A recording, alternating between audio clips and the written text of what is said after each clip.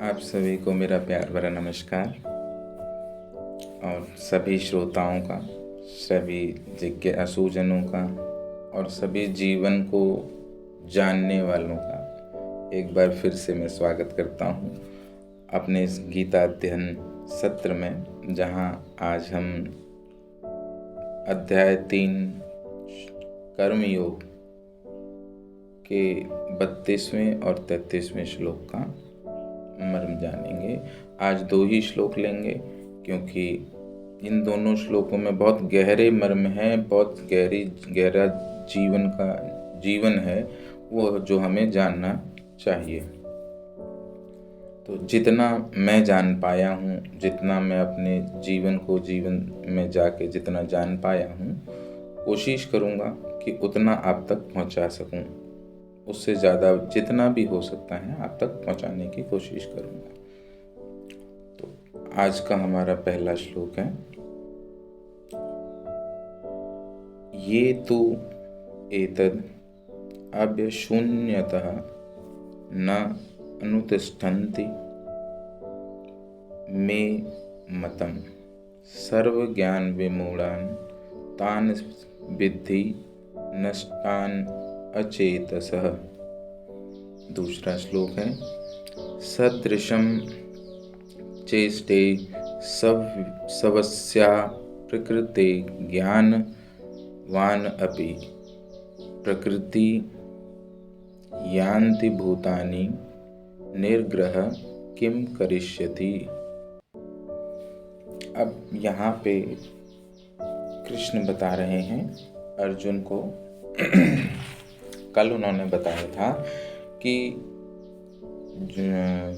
हम जितने भी मनुष्य हैं, मनुष्यों को कर्म जो करने चाहिए, उन कर्मों में किन किन बातों का ध्यान रखना चाहिए और उन कर्मों को करके ही हम ज्ञान को, उस सत्य को, उस परमात्मा को प्राप्त हो सकते हैं। तो वो उसके लिए उन्होंने कुछ आदेश दिए थे। उन्होंने कहा था कि अपने कार्य को आसक्ति रहित होकर करना है, कोई स्वामित्व का दावा नहीं करना है, मैं का कोई भी कि ये मेरा है, मैं को मार देना है।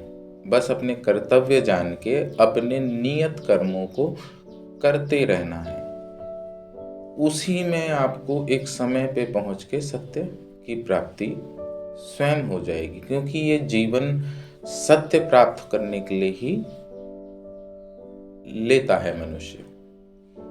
तो सत्य अपने आप मिल जाएगा, पर हम अपने कर्मों से दिग्भ्रमित हो जाते हैं, पथभ्रमित हो जाते हैं इस स्वामित्व के कारण। इसलिए उन्होंने कहा ये स्वामित्व का दावा ही हटा दो, यहाँ कुछ तुम्हारा नहीं है। ना 1 रुपया लेके आए थे और ना एक रुपया ही साथ में लेके जा सकते। ये सब यहीं कुछ समय के लिए तुम्हें उसका केयर टेकर बनाया है, तुम उसके स्वामी नहीं हो। ये आज जिसमें हमारे घर बने हुए हैं, जिन्हें हम मेरा घर, हमारी ज़मीन, इन ज़मीनों पे इतना हम लड़ते हैं, इसके लिए कृष्ण ने यहाँ पे साफ मना कर दिया है। यदि आप सत्य जानना चाह रहे हैं, आनंद ढूंढना चाह रहे हैं, तो ये मतलब समझ लीजिए कि प्रॉपर्टी के जितने केस हैं सारे खत्म। यहाँ पे कृष्ण ने कह दिया, अगर सत्य पाना है पहले तो केस खत्म करो। किस स्वामित्व के दावे के लिए तुम दावा करोगे? यहाँ पे कृष्ण कह रहे हैं कि तुम्हें वो स्वामित्व ही त्याग देना है। वो आदेश दिया है इन्होंने। और आसक्ति से रहित, कि अगर जमीन जायदाद से हटें, हम नौकरी और इनमें आए, तो वहाँ पे वो कह रहे हैं कि आसक्ति से हरे। कोई आसक्ति नहीं कि मुझे ये बनना है, वो बनना है। आप मेहनत पूरी करिए, बुद्धि क्षमता पूरी लगाइए, जितना हो सकते हैं उतना उत्तम होइए। श्रेष्ठ किसी से होने की कोशिश ना करें, क्योंकि आप सदा श्रेष्ठ बने नहीं रह सकते। आज देखिए, शुरू से आज तक का इतिहास उठा के देखिए, एक ज्ञानी हुआ तो उससे बढ़ के दूसरा हो गया, एक शक्तिशाली हुआ तो उससे बड़ा दूसरा हो गया, उसने पहले को काट दिया। आज आप कोई रिकॉर्ड बनाते हैं, कल उसको कोई और दूसरा तोड़ देता है। तो यहाँ श्रेष्ठ नहीं बन सकते आप हमेशा के लिए। तो जिस दिन टूटेंगे, जिस दिन आप श्रेष्ठ नहीं रह पाएंगे, उस दिन फिर आप दुखी हो जाएंगे। इसीलिए यहाँ पे वो कह रहे हैं कि आसक्ति हटा दें, अपना कर्म जान के करते रहें जो आपको नियति दे रही है, और उसमें कोई स्वामित्व का दावा न रखें, और आलस्य से रहित। इसके बाद कई लोग अगर ये त्यागते हैं तो वो आलस्य में आ जाते हैं कि फिर मुझे किसी चीज़ की, जैसे अर्जुन कह रहा था कि मुझे युद्ध करना है तो फिर करना काहे के लिए है, मैं क्या करूं करके। तो ये आलस्य भी नहीं आना चाहिए। तो उन्होंने सारी चीज़ें आपके कर्मों से जितनी भी वासनाएं हैं वो वहाँ यहाँ पे छीन ली हैं।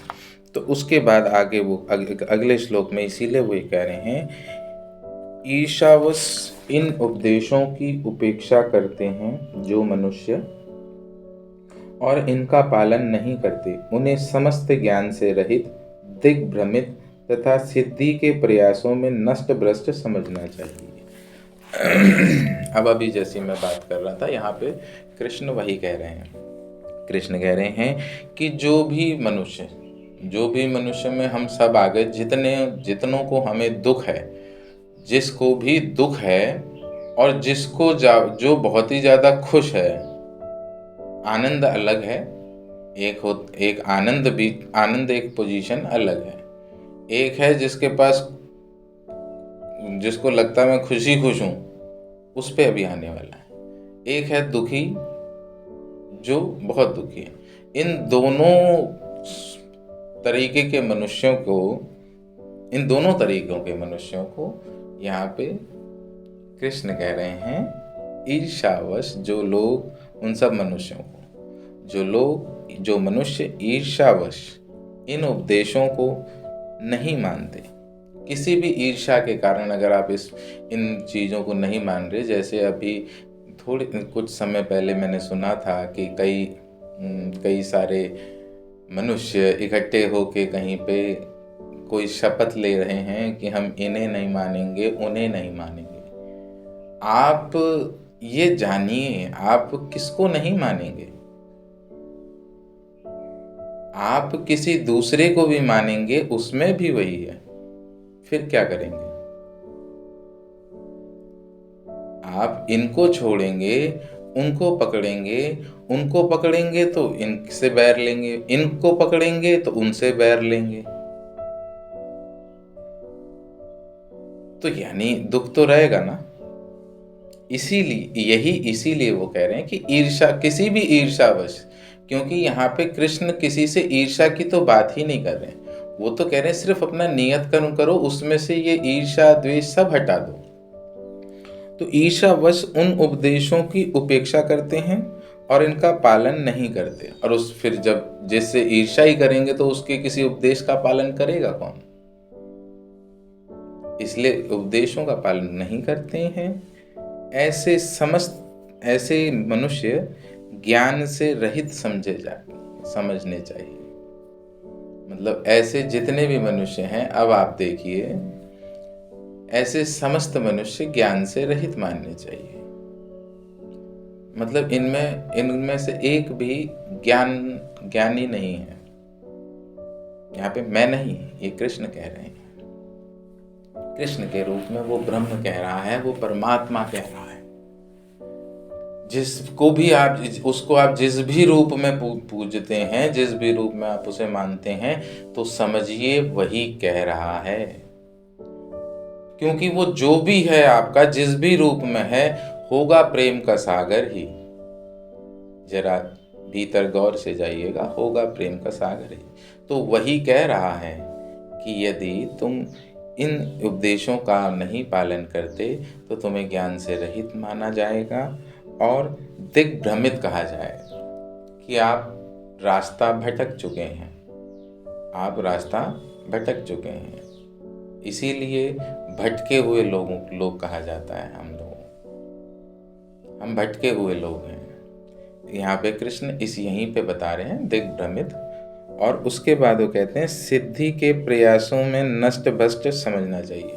अब यहाँ पे इन्होंने हमारे जितने भी पंडित, मौलवी, शास्त्री, आचार्य, प्रचार्य जितने भी हैं, इन सब को, ये सब भी ज्ञान का डंका बजाते हैं, किंतु ये भी किसी सिद्धियों के प्रयासों में, यहाँ पे इनको भी ले लिया कृष्ण ने। कितना गहरा, एक एक शब्द में ले लेते हैं वो मर्म। ये है ब्रह्म, जिसने एक ओंकार नाद में समस्त सृष्टि बना दी। वो उसके लिए वो छोटे छोटे शब्दों में बहुत गहरे मर्म लेता है।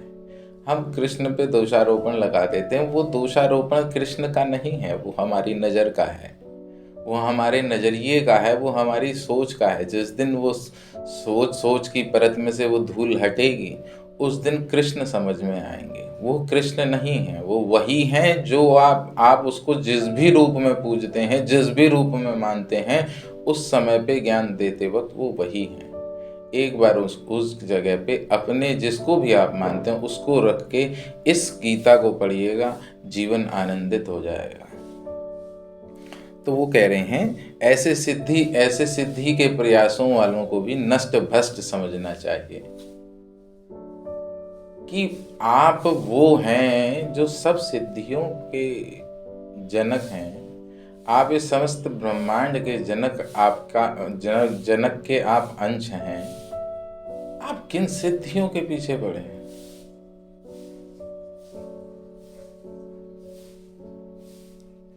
अगर पड़े हैं तो ठीक, कुछ कमी है। आगे बढ़ते हैं। अगले में वो कह रहे हैं, ज्ञानी पुरुष भी अपनी प्रकृति के अनुसार कार्य करता है, क्योंकि सभी प्राणी तीनों गुणों से प्राप्त अपनी प्रकृति का ही अनुसरण करते हैं। भला दमन से क्या हो सकता है? अब वो कह रहे हैं कि यहाँ पे जो जान जाते हैं, जो मुझ में रम जाते हैं, जो मैं हो जाते हैं, जो दूसरा, जिसमें से दूसरा हट जाता है, दूसरा अहंकार है, तो ऐसे पुरुष जो कृष्ण थे, जो बुद्ध थे, तो उन मनुष्यों के कार्यों के लिए वो बता रहे हैं, ज्ञानी पुरुष भी अपनी प्रकृति के अनुसार ही कार्य करते हैं। वो भी अपनी प्रकृति के अनुसार ही कार्य करे। कृष्ण की एक प्रकृति थी और बुद्ध की एक प्रकृति थी और राम की एक प्रकृति थी। सबकी अपनी, नानक देव जी की अपनी प्रकृति थी, गुरु गोविंद सिंह जी की अपनी प्रकृति थी। सब जितने, ईसा मसीह से लेके जितने थे, सबकी अपनी जो जागे, वो उनकी अपनी प्रकृति थी। वो उनके अनुसार ही उन्होंने कार्य किए। मतलब उनके सामने जो नियत कर्म आए उन्होंने वैसे ही किए। कृष्ण को देख लीजिए। अब लोग कहते हैं बुद्ध तो सब कुछ छोड़ गए। उस समय के समाज का जो बंधन बंधा हुआ था, वो यही बंधा हुआ था, भोग विलास का बंधता जा रहा था। राजा सारे भोग विलास में डूबे हुए थे। राजाओं ने जो करते थे, उन्होंने आडंबरों की खेप लगा रखी थी। तो इसलिए गौतम ने एक उदाहरण दिया जहां राजा भी भिक्षुक बने। तो वो उनकी नियति थी उस समय। ऐसे ही आप जब भी जिसको जागा देखेंगे, वो भी अपनी नियति के अनुसार ही कार्य करता है, क्योंकि सभी प्राणी तीनों गुणों से प्राप्त अपनी प्रकृति का ही अनुसरण करते हैं। क्योंकि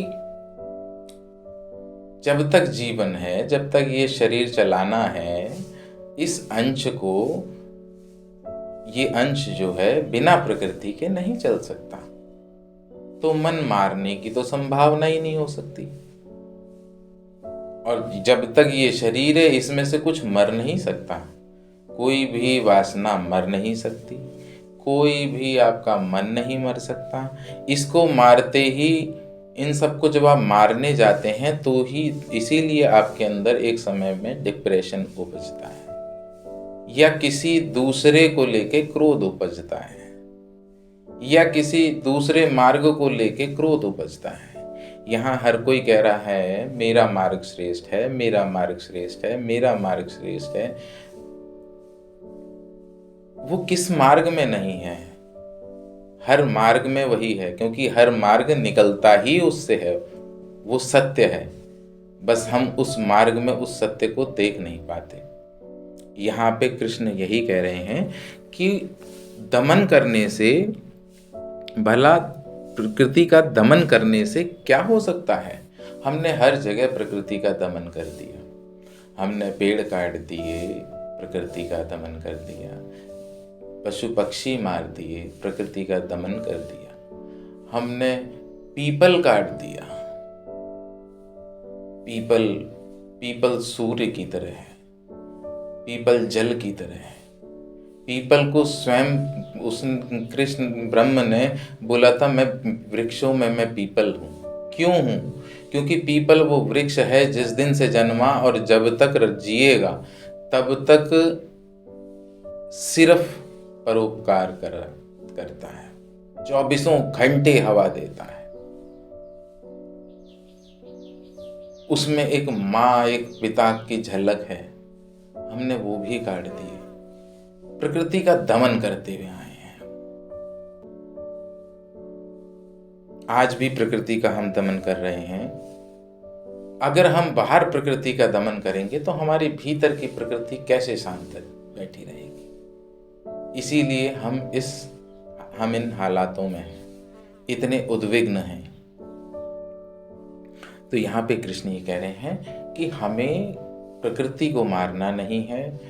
जो उपदेश मिले हैं उनको पालन करना है। किस में पालन कर? इसमें कुछ मानने, इसमें कहीं भी दिया बत्ती करने या कोई अपनी आराधना करने को ना मना किया है, ना ये कहा है कि करना जरूरी है, ना ये कहा है कि मत करो।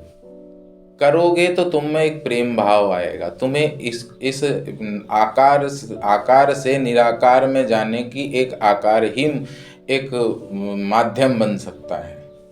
निराकार जिन पंथों ने अपनाए हैं उन पंथों से पहुंचा कौन है? कौन पहुंच पाता है? आकार से निराकार में हो जाने के लिए एक साकार रूप की जरूरत होती है।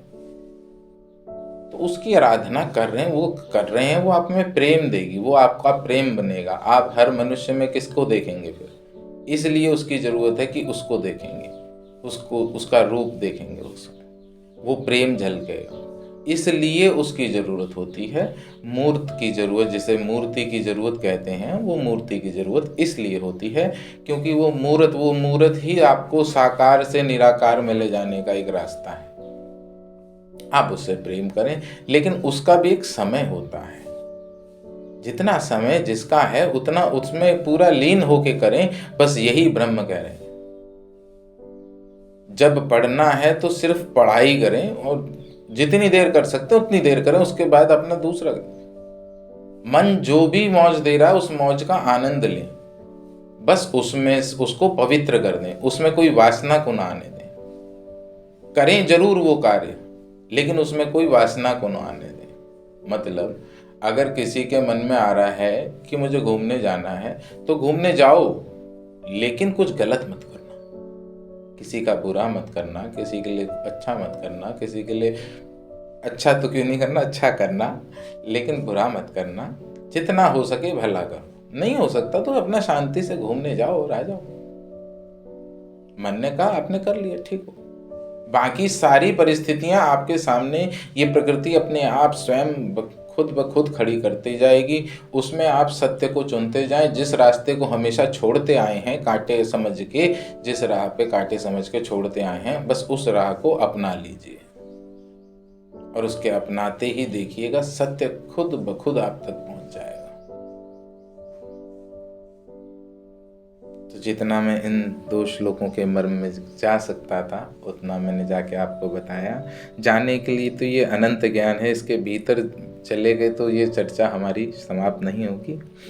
तो आशा करता हूँ आपको मर्म में कुछ अच्छा लगा होगा, कुछ अच्छा मज़ा आया होगा, आनंद आया होगा। और आनंद आए या ना आए, हो सके तो इसको अपने जीवन में ज़रूर उतारिएगा। यही कृष्ण कह रहे हैं, तभी आप अपने जीवन में आनंद ले पाएंगे। ये घड़ी 2 घड़ी के आनंद से कुछ ना होगा। जीवन को एक आनंद बना लीजिए कि जो आपकी लहर उठी उसे करिए। यही आनंद प्राप्त करने के लिए आप धरती पे आए हैं। आनंद में रहिए और सात्विक होके रहिए। यही जीवन का सूत्र है। इसी के साथ आज के श्लोकों को मैं विराम दूंगा। मिलेंगे अगले सत्र में। तब तक के लिए आप सबको जय श्री कृष्ण। हर हर महादेव।